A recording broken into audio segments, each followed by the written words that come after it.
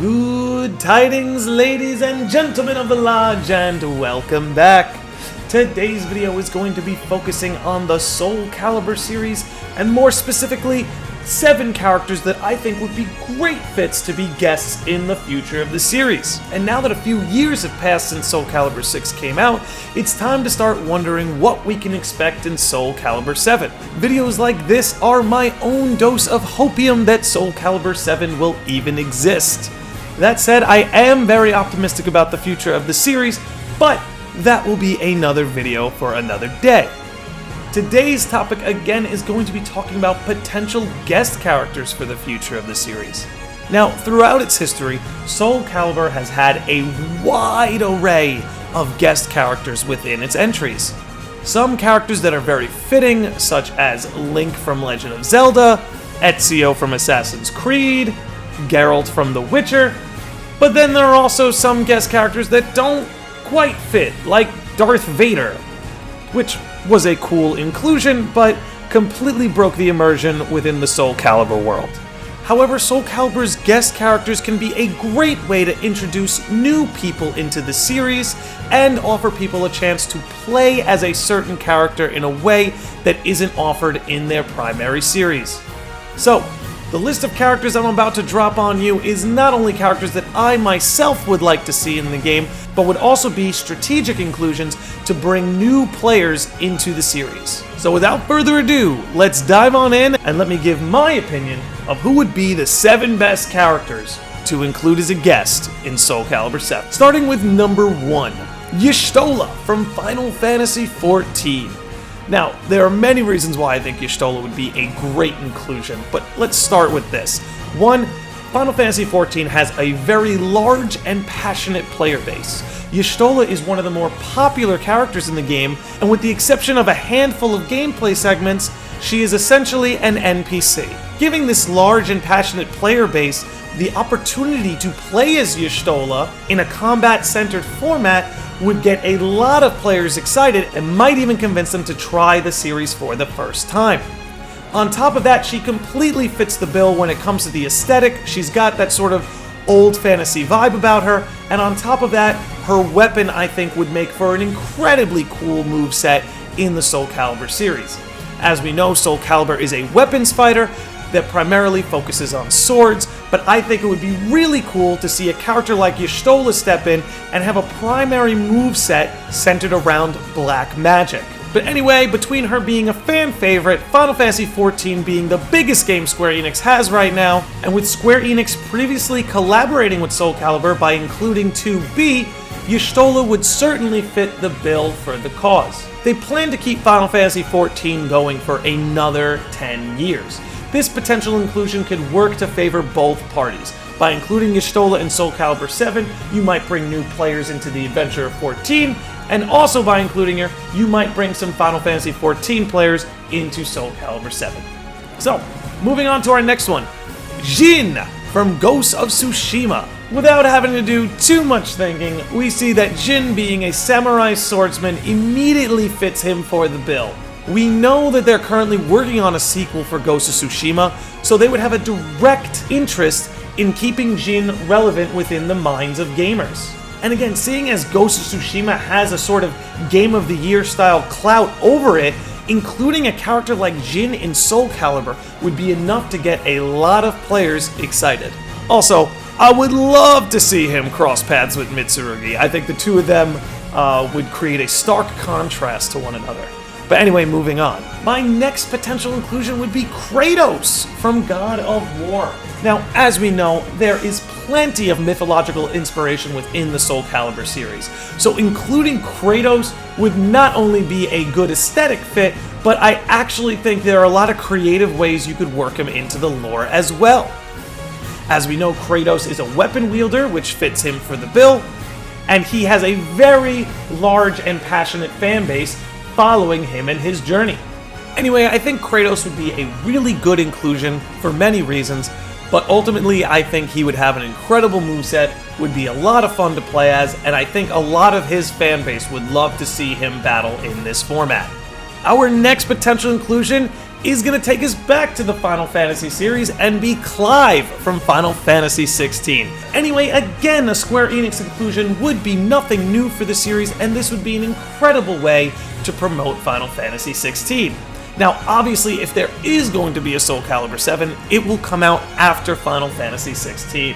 But as we know, just because a game came out doesn't mean it stopped selling.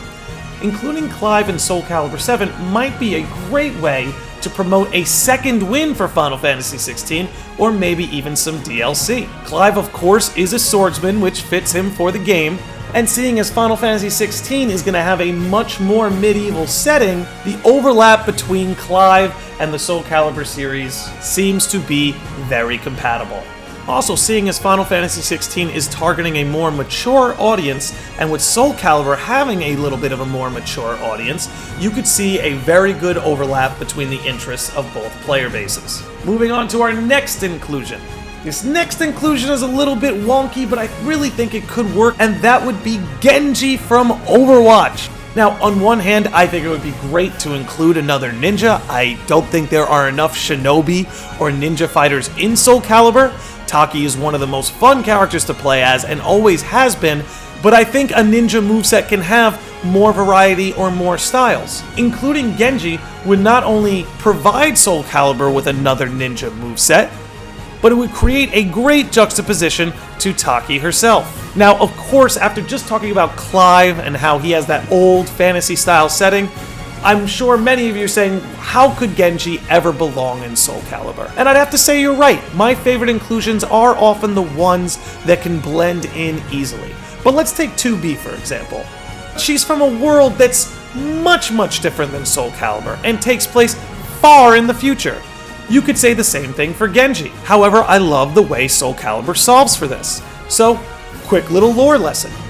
When we get to the end of Ivy Valentine's arc, she achieves alchemical immortality, which of course allows her to live forever. This lore being compatible with the future is what they played into when promoting 2B for this game. The idea was Ivy becomes immortal, she survives into the future, and she bumps into 2B and the two of them have a battle. Even though this trope is a little bit goofy, I actually really like it.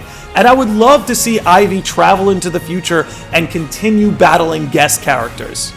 The next one that I could see her going toe-to-toe with would be Genji. And as we know in the series, there is a very famous battle between Taki and Ivy, and I think it would be really cool to almost see a futuristic version of that battle with Ivy versus Genji. I know this potential inclusion is a little unorthodox, but I think it's possible they can make it work. The next character, I think every fighting game wants to see this character, and that is Dante from Devil May Cry. Now, I've been saying this about so many of these potential inclusions, but of course, Dante again is an aesthetic fit for the series. He would blend right in. He'd bring such a cool fighting style to the game, and the fact that Dante would be coming to SoulCalibur means all those fans were disappointed that he didn't get into Smash would be able to play as him in this fighting game. All the hype surrounding Dante's inclusion would elevate this game's marketing to another level. Also, I think it would be pretty cool to see Dante's story clash with the SoulCalibur story. I think there's got to be some way you can incorporate Soul Edge into his story, but regardless of that, I think Dante would be a great inclusion. Last but not least, for the final guest character that I think would be great, would be literally any Tekken character. So this is something that SoulCalibur has done in the past. In fact, in their heyday of SoulCalibur 2, Heihachi was included in the PlayStation version of the game. Including a Tekken character, again, would remind us of SoulCalibur when it was at its best. As we know, both Tekken and SoulCalibur are made by the same company, and as we know, Tekken is a lot bigger than SoulCalibur. Tekken is a little bit more mainstream, SoulCalibur is a little bit more niche. But if you include a Tekken character in SoulCalibur again, you can get some of that bigger audience to cross-pollinate into SoulCalibur. On top of that, Tekken has an amazing cast of characters where I'm sure any of their inclusions would make both fan bases very happy. Again, there are so many possibilities they could do with this. It would be a marketing department's wet dream. You get to advertise Tekken to SoulCalibur, you get to advertise SoulCalibur to Tekken, and again, it's nothing they haven't done in the past, but seeing as we haven't seen it in the SoulCalibur series for a while, I think now is as good a time as ever. In fact, even bringing back Hayachi, I think, would make a lot of people happy. But there you have it. There are the 7 characters that I think would be great to include in the next SoulCalibur game.